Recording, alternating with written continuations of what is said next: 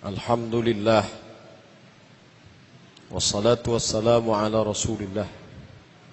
Ashhadu an la ilaha illallah wahdahu la syarika lah wa ashhadu anna sayyidana Muhammadan abduhu wa rasuluhu la nabiyya ba'dah. Allahumma salli ala sayyidina Muhammadin an-nabiyil ummi wa ala alihi wa sahbihi wa barik wa sallim. Qala Allah ta'ala fil Qur'anil azim wa huwa asdaqul qailin. A'udzu billahi minasy syaithanir rajim. Bismillahirrahmanirrahim. Ya ayyuhalladzina amanu taqullaha haqqa tuqatih wa la tamutunna illa wa antum muslimun.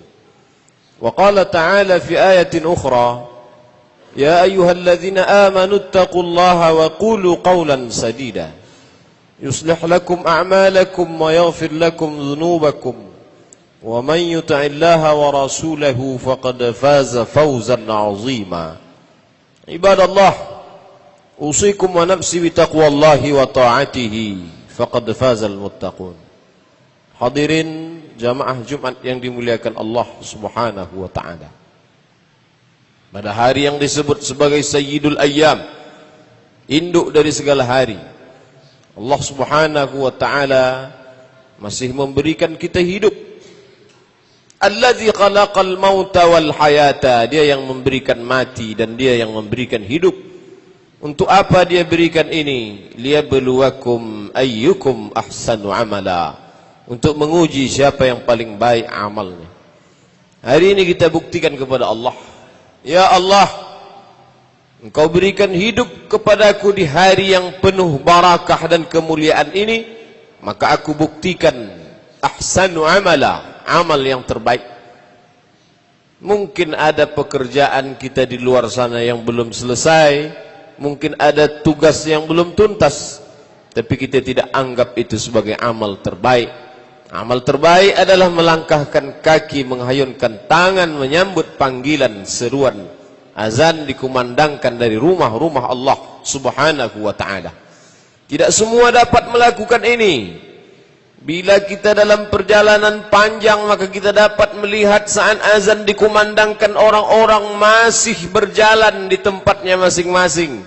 Ini orang-orang yang diberi hidup tapi tidak mensyukuri nikmat hidup, maka diberikan Allah Subhanahu wa ta'ala nikmat sehat, tidak mensyukuri nikmat sehat. Betul kata Nabi, ni'matani, ada dua nikmat, maghbunun fihima katsirun minan nas.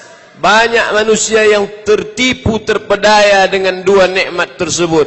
As-sihhatu wal faragh, nikmat sehat dan nikmat waktu luang, umur yang diberikan Allah Subhanahu wa taala. Alhamdulillah, salah satu dari rukun khutbah yang mesti diwajibkan diucapkan oleh khatib adalah alhamdulillah. Puji syukur kepada Allah Subhanahu wa taala.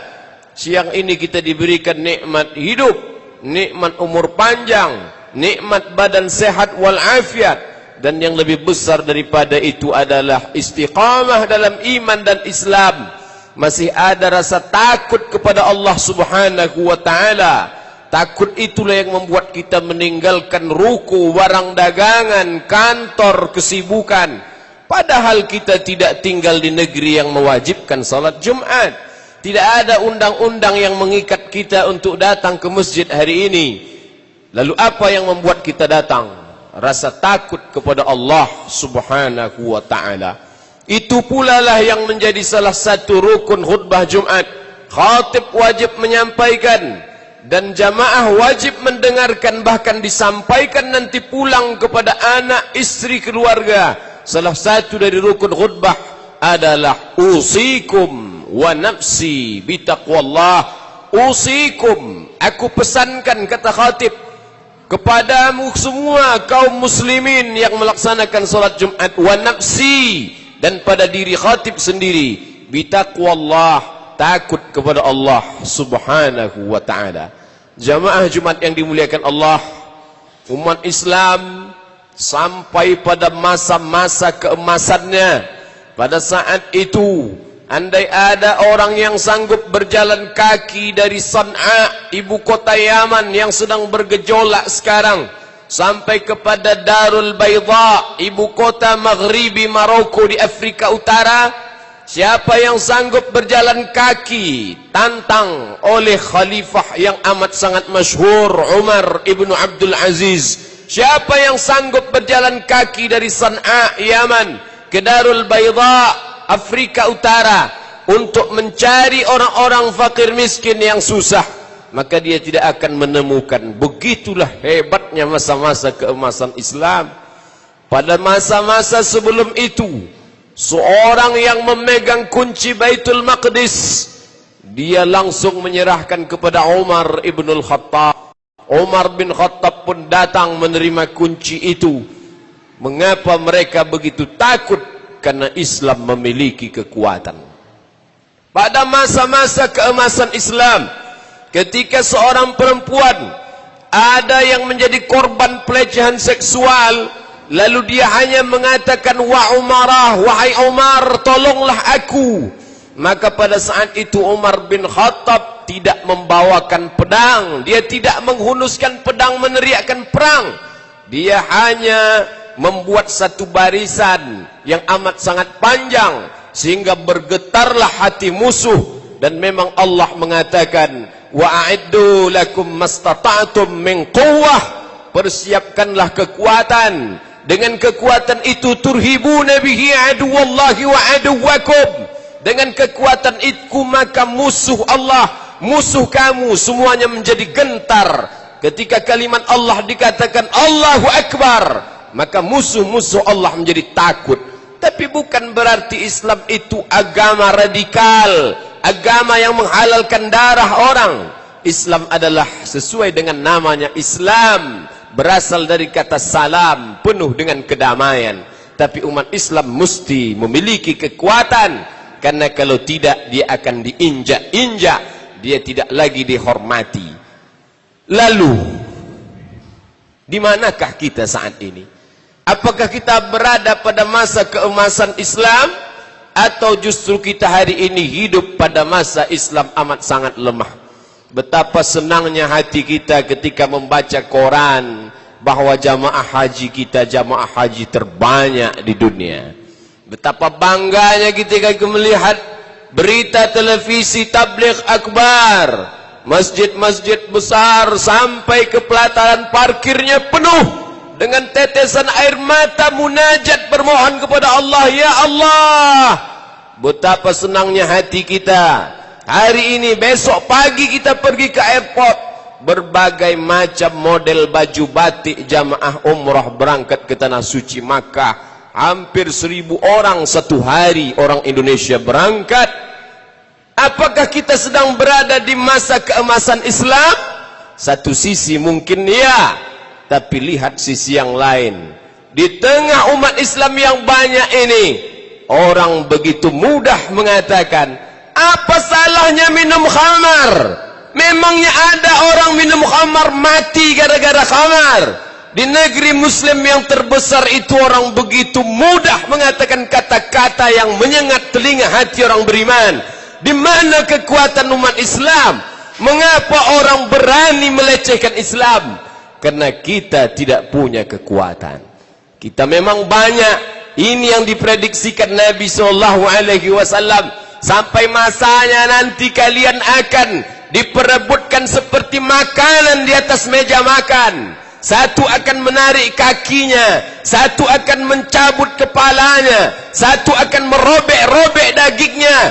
Lalu sahabat bertanya, aqillatun nahnu yawma idzin ya Rasulullah, apakah jumlah kami sedikit waktu itu wahai Rasulullah?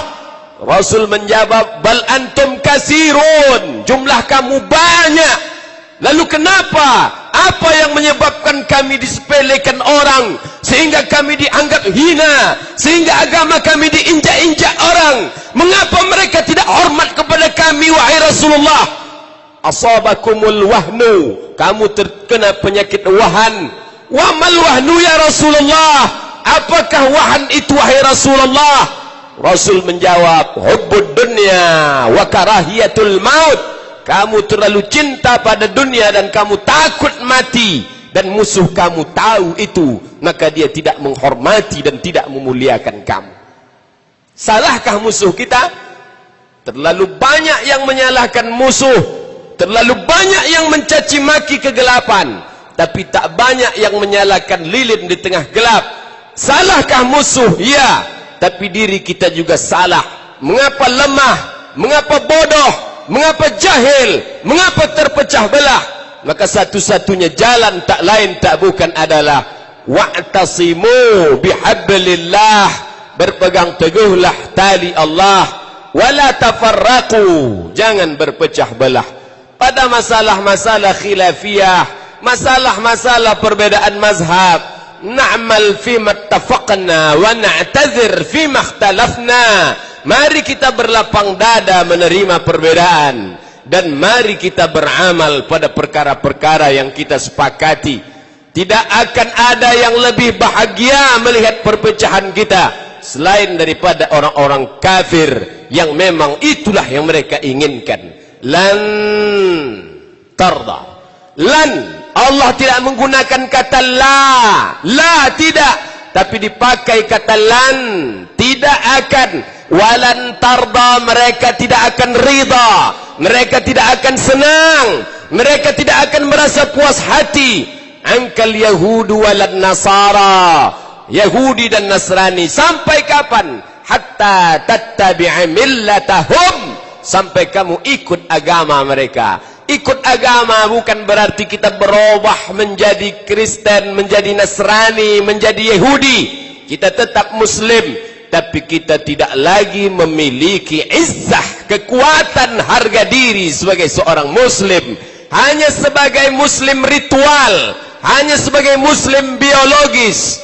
Bapak saya Muslim, ibu saya Muslimah, dinikahkan dengan cara Muslim, dikuburkan di pemakaman kaum Muslim. Masalah ada komitmen dengan ajaran Islam, itu tidak penting.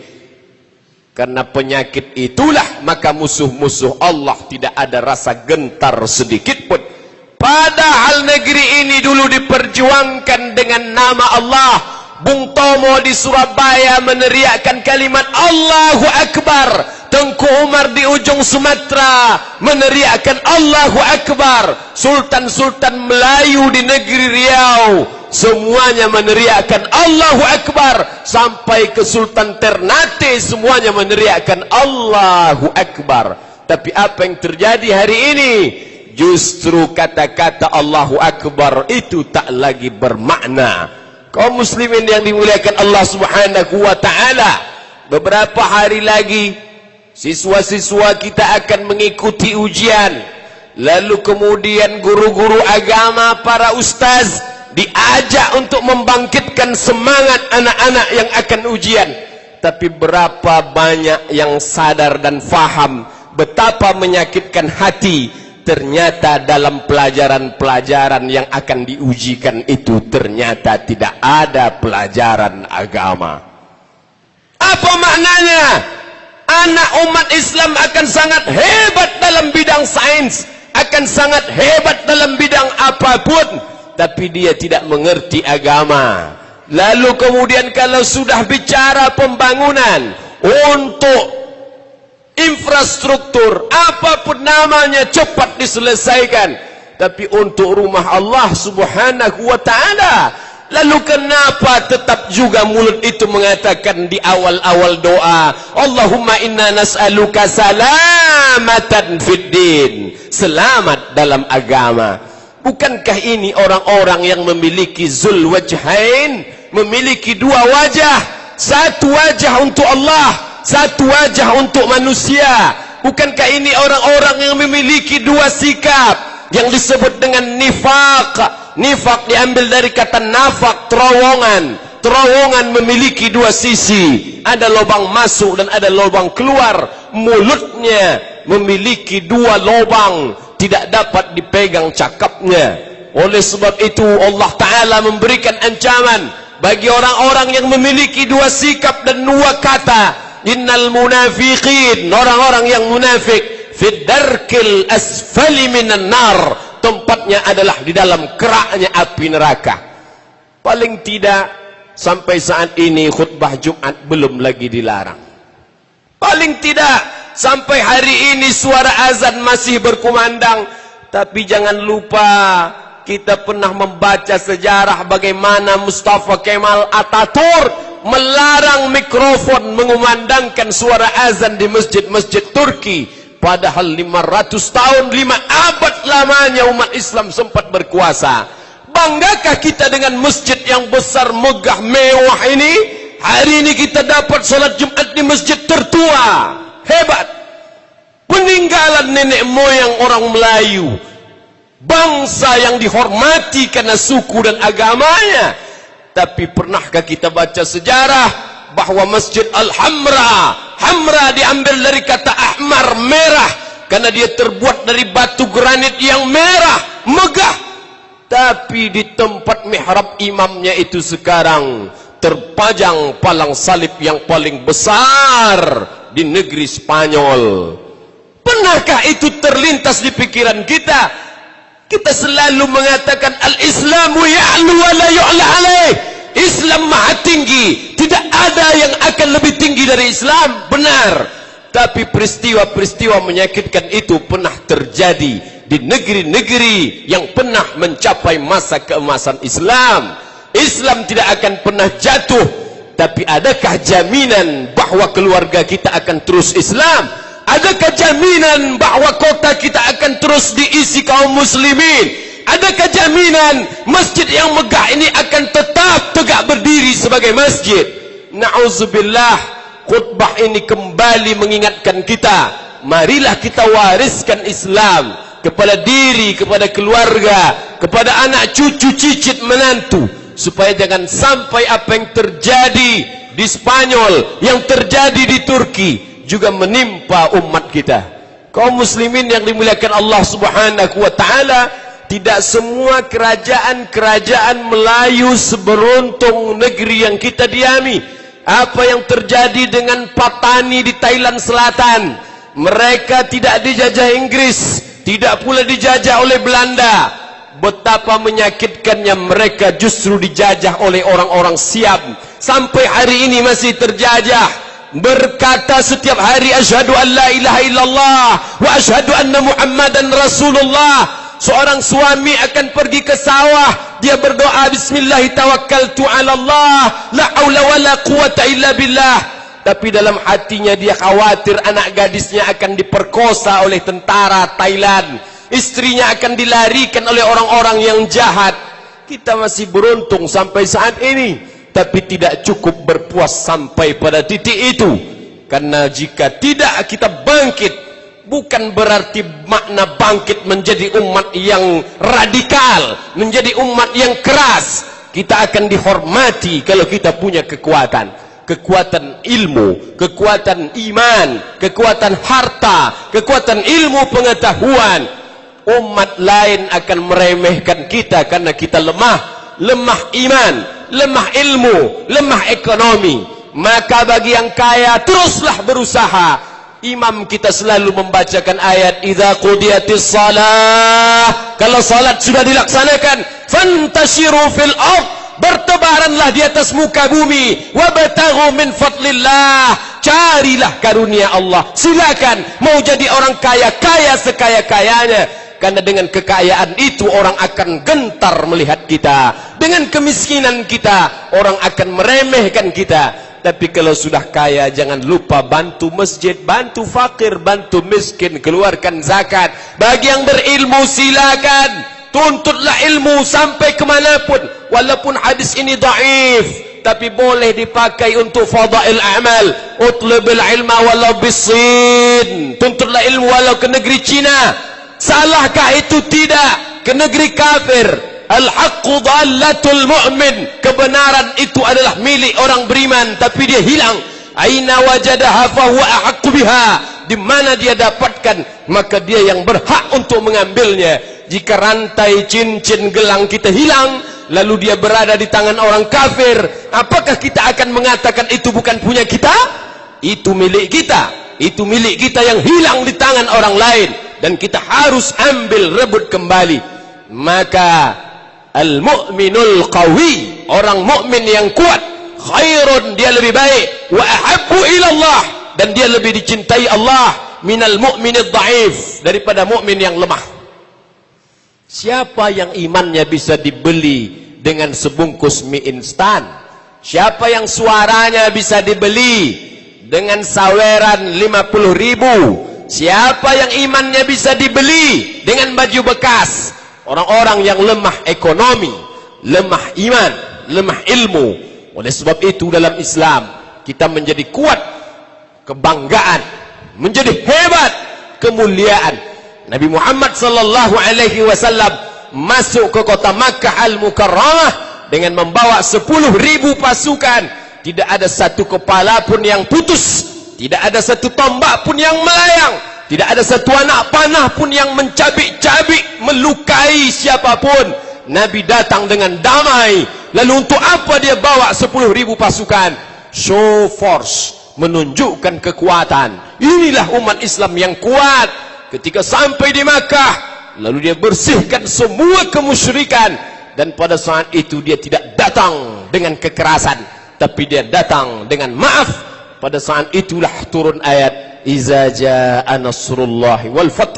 Ketika datang pertolongan Allah dan kemenangan, wa ra'aitan nas, kau lihat manusia yadkhuluna fi dinillah, mereka masuk ke dalam agama Allah. Bukan satu, bukan dua, bukan 5, bukan 10, afwaja, berbondong-bondong. Mereka masuk Islam karena kekuatan dan kemaafan. Maaf dan kuat itulah yang tidak ada lagi pada diri umat Islam. Barakallahu li wa lakum fil Qur'anil azim, wa nafa'ani wa iyyakum bima fihi minal ayati wa dzikril hakim, wa taqabbala minni wa minkum tilawatahu innahu huwal ghafurur rahim.